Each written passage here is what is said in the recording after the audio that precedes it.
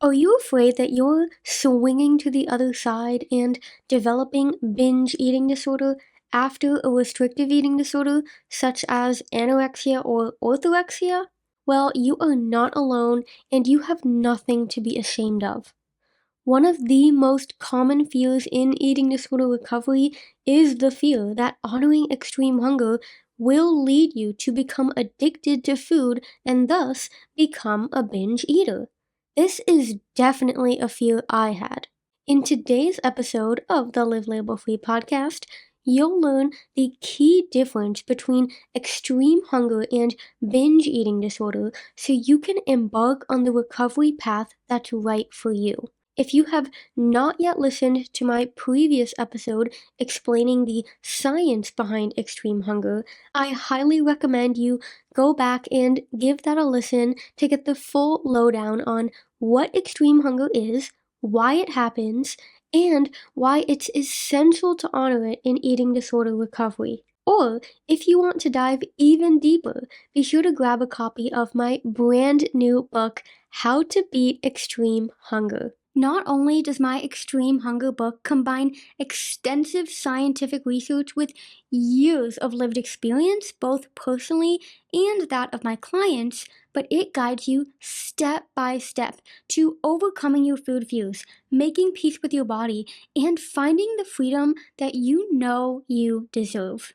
How to Beat Extreme Hunger is the first book about eating disorder recovery that's neurodiversity affirming, gender inclusive, and delves deep into both the physical and metaphysical work necessary to achieve full recovery. You'll learn about the entire spectrum of extreme hunger related topics, including how to eat when you're already weight restored, the difference between true hunger and emotional or binge eating, how to heal digestive issues, managing hormonal changes, and as a bonus, you'll learn exactly how to become trigger proof so that you can feel confident in your ability to withstand the feelings of guilt and shame diet culture has instilled on you.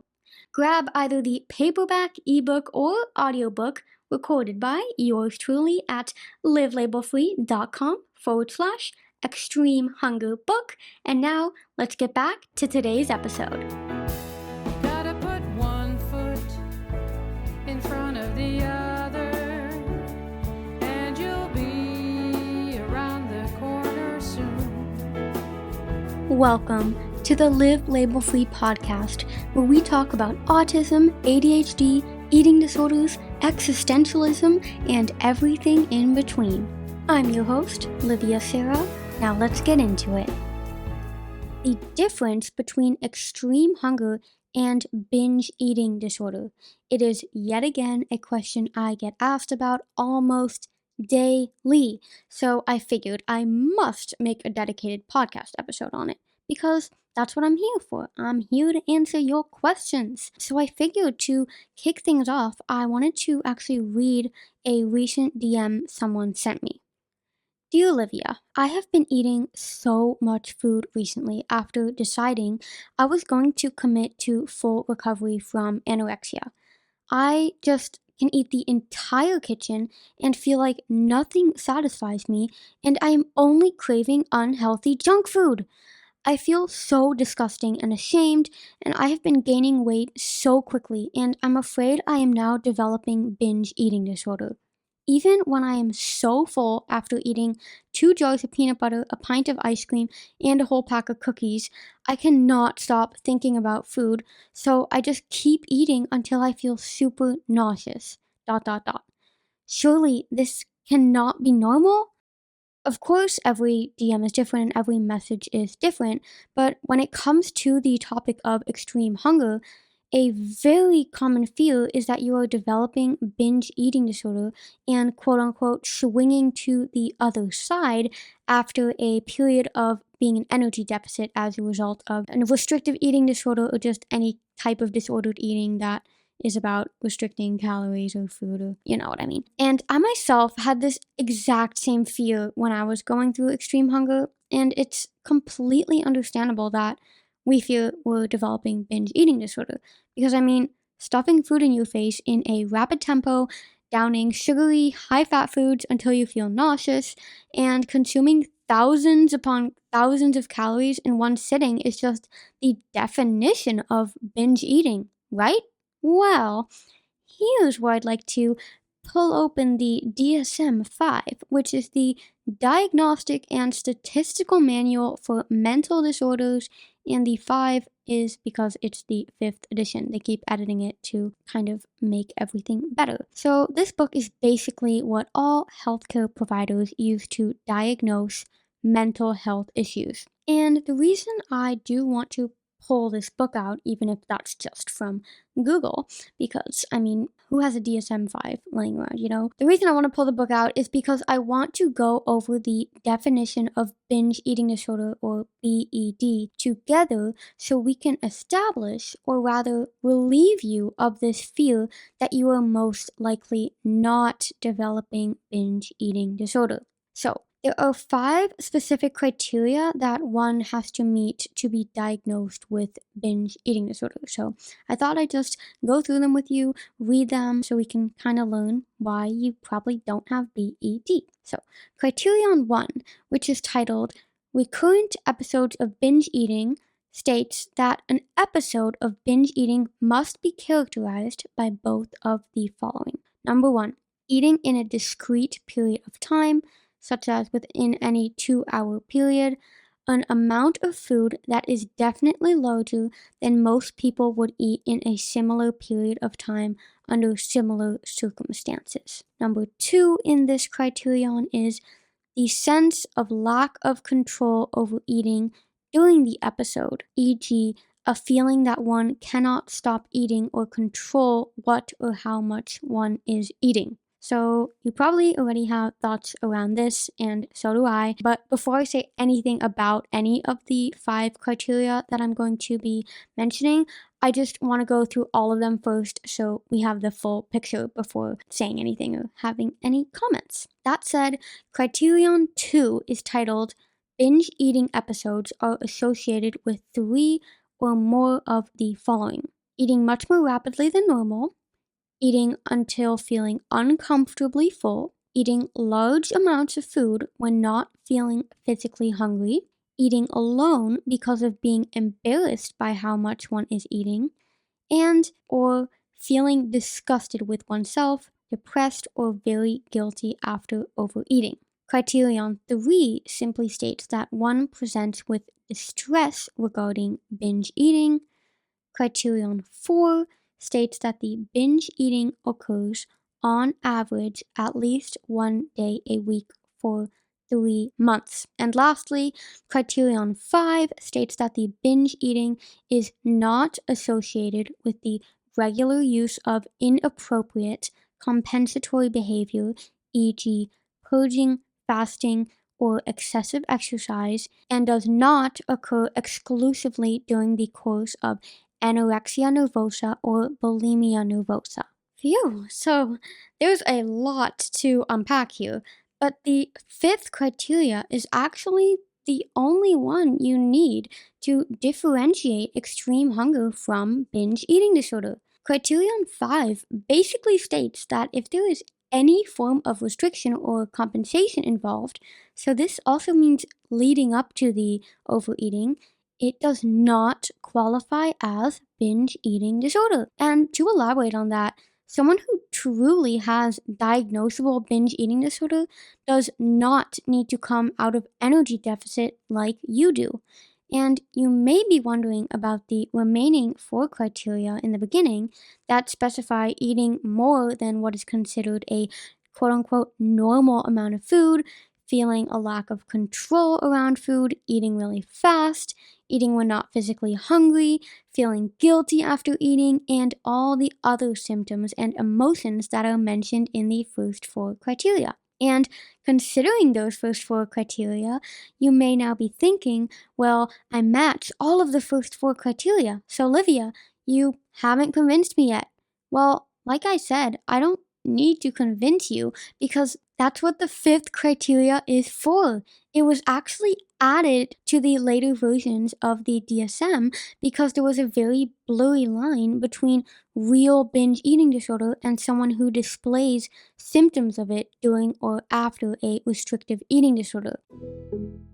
Are you currently experiencing extreme hunger, and do you fear that you're becoming a binge eater? Or perhaps you are constantly thinking of ways to deserve food or make up for it, or you just feel overridden with gut-wrenching guilt every time you eat something unplanned or miss a workout. If any of that resonates, you are in luck because I am interrupting my very own episode to tell you about my one-on-one coaching program. One of my favorite quotes is that your mess will become your message, and my coaching program was really born out of that.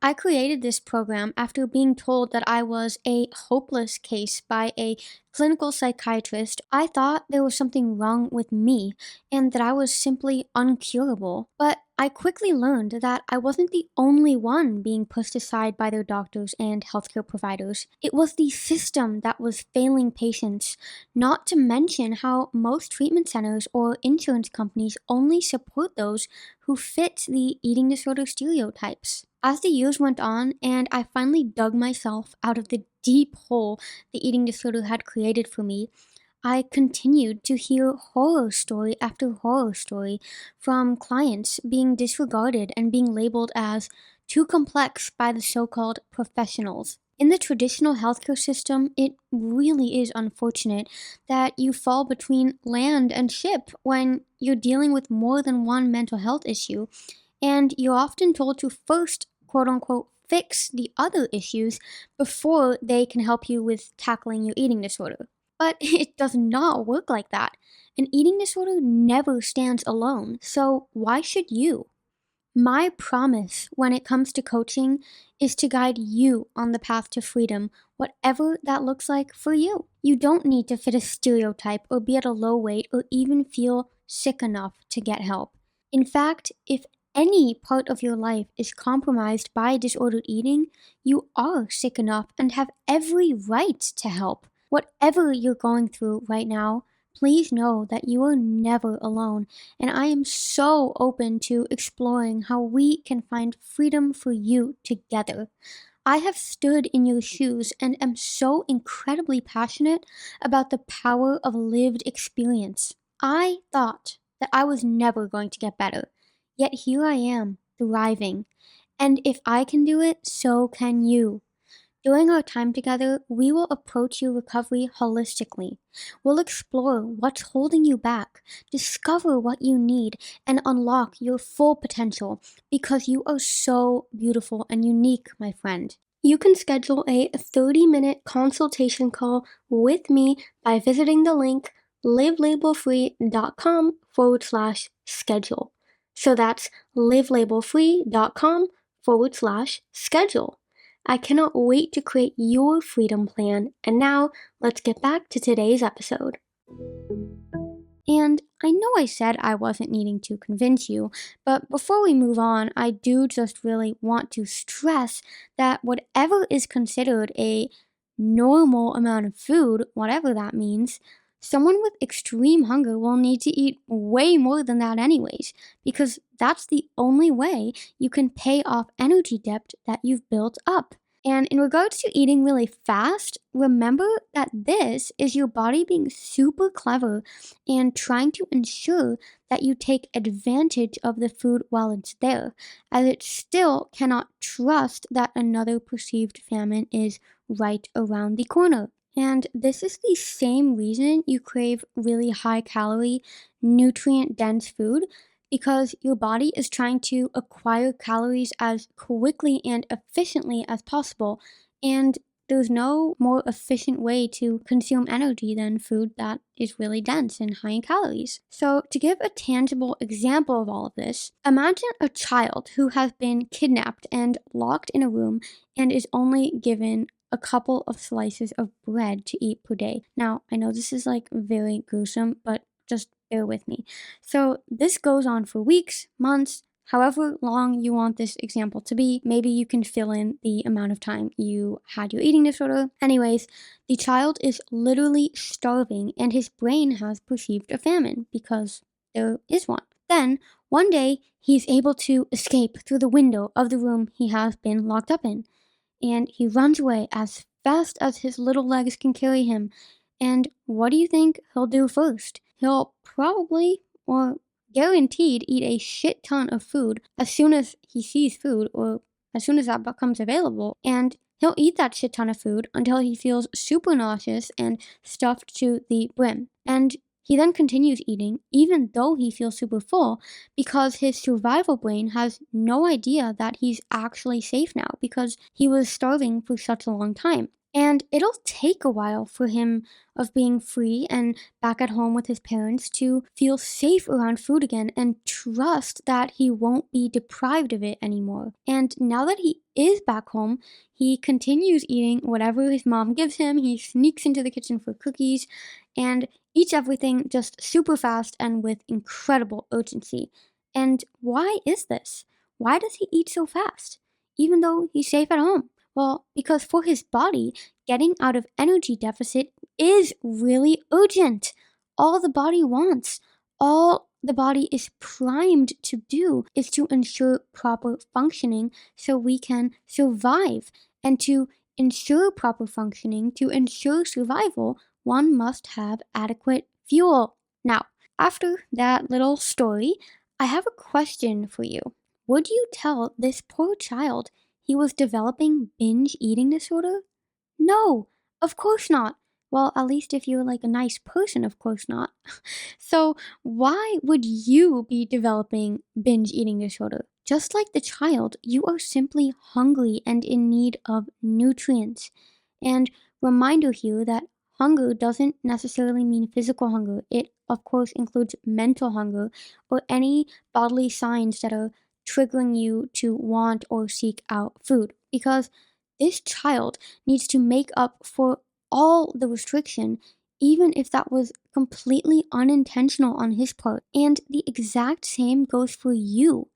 It's not your fault that you fell into disordered eating or developed an eating disorder, but it is your responsibility to nourish yourself back to health.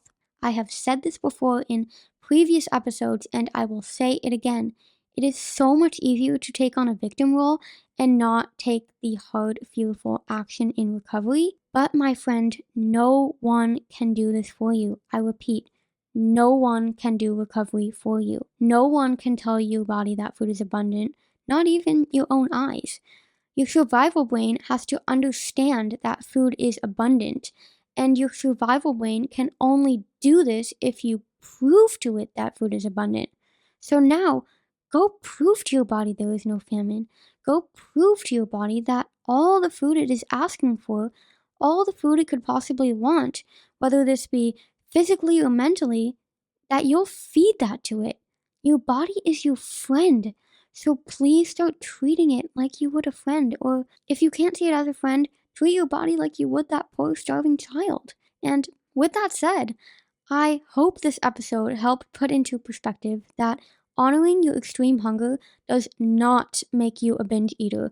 And I hope this episode has provided you with the reminder you need to continue or perhaps start honoring your extreme hunger. And as always, I would so appreciate it if you could screenshot this episode and share it to your IG stories if you got any value out of it. And if you want even more value and more guidance on coming to peace with your hunger and making this process easier, be sure to grab a copy of my book, How to Beat Extreme Hunger, or schedule a consultation call for one-on-one coaching, or enroll in my course, Extremely Hungry to Completely Satisfied. You can find all the links and all the details on my website, livelabelfree.com. I've been where you are, my friend. I have stood in your shoes. I have felt the fear and challenged the fear, so I can assure you that you're not alone, and I can assure you that you have what it takes to do this. We will definitely chat again soon. Bye-bye for now. Baby, just one foot in front of the other.